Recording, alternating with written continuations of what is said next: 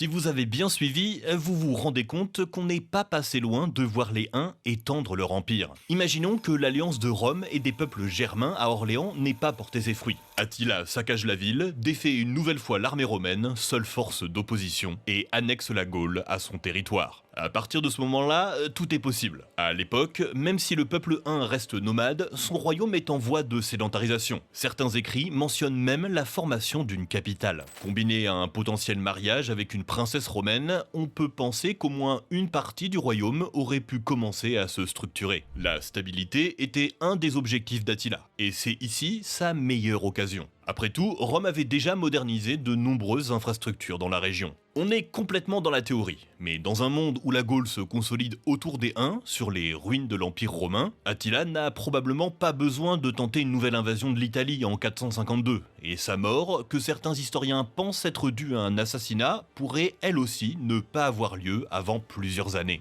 Dans un royaume Hun plus solide, où Attila a le temps de penser et prévoir sa succession, les guerres intestines de ses descendants seraient sans doute moins destructrices. Et c'est facile d'imaginer une Europe où un gigantesque pays Hun subsiste pendant plusieurs siècles, marquant durablement la région, transformant les langues qu'on y parle autant que les cultures qui subsistent. Par exemple, à cette époque, les Francs, peuple germanique, sont installés au nord de la Gaule, et dans quelques années, Clovis va y voir le jour. Les dernières incursions Hun précèdent d'une petite vingtaine d'années la chute de l'Empire romain, et c'est sur ces ruines que se dessine le monde qu'on connaît aujourd'hui. C'est juste un exercice de pensée, mais si Attila avait précipité la chute de Rome, on peut être presque sûr que la carte de l'Europe n'aurait rien à voir avec celle qu'on connaît aujourd'hui. Les royaumes alliés des Huns, plutôt que ceux alliés des Romains, auraient eu plus de chances de tirer leur épingle du jeu et former à terme des territoires sur l'actuelle France ou Espagne. Les langues germaniques ou turques seraient aussi sûrement plus répandues dans l'ouest de l'Europe. On peut même pousser jusqu'à penser que le christianisme aurait été une religion moins dominante, vu qu'elle s'est à l'origine aussi répandue à travers l'Empire romain. Mais évidemment, tout ça,